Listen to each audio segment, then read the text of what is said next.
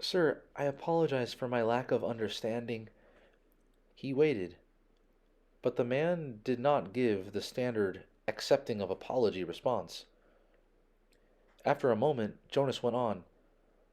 But I thought, I think, he corrected, reminding himself that if precision of language were ever to be important, it was certainly important now, in the presence of this man, that you are the receiver of memory.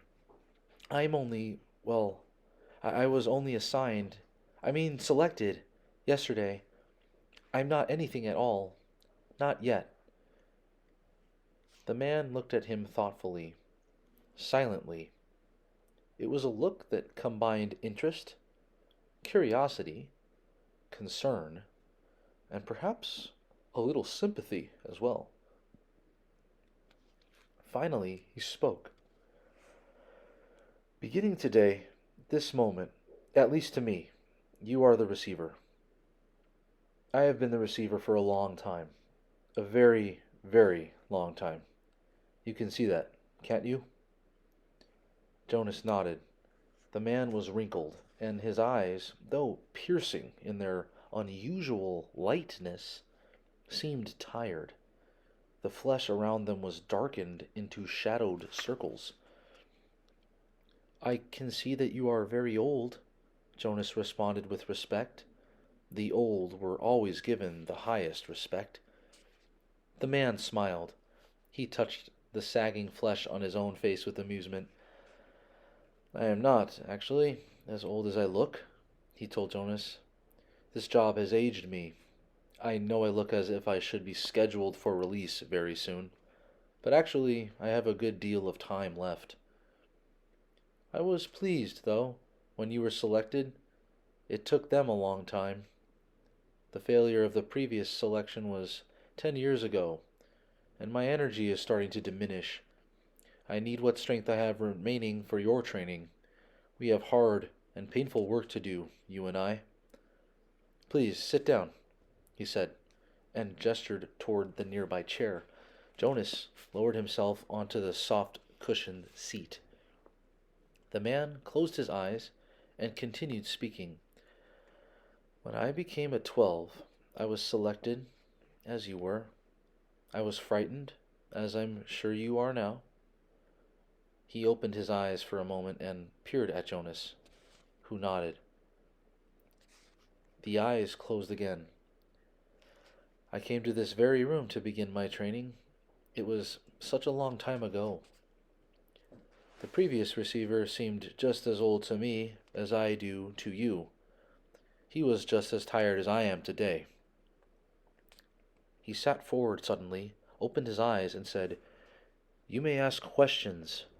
I have so little experience in describing this process. It is forbidden to talk of it.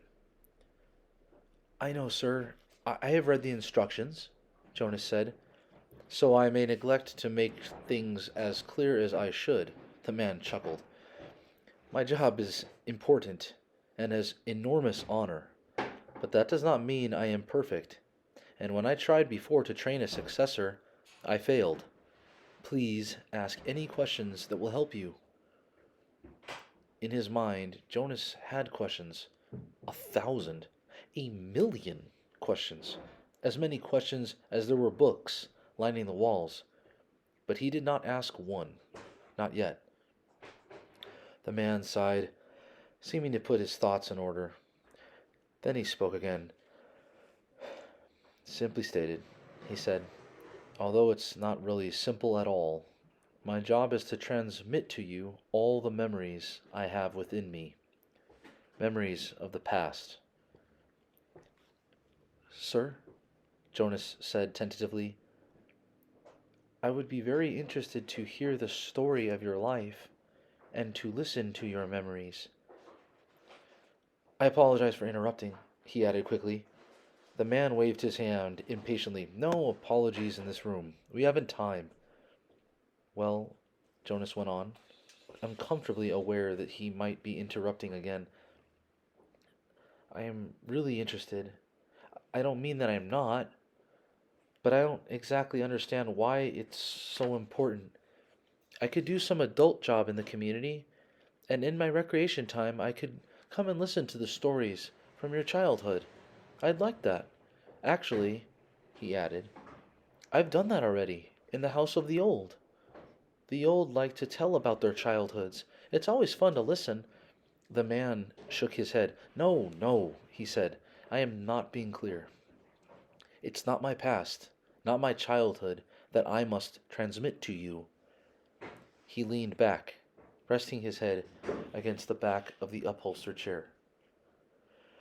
It's the memories of the whole world, he said with a sigh. Before you, before me, before the previous receiver, the generations before him. Jonas frowned. The whole world? He asked. I don't understand. Do you mean not just us? Not just the community? Do you mean elsewhere, too? He tried, in his mind, to grasp the concept. I'm sorry, sir. I don't understand exactly. Maybe I'm not smart enough. I don't know what you mean when you say the whole world, or generations before him. I thought there was only us. I thought there was only now. There's much more. There's all that goes beyond, all that is elsewhere, and all that goes back and back and back.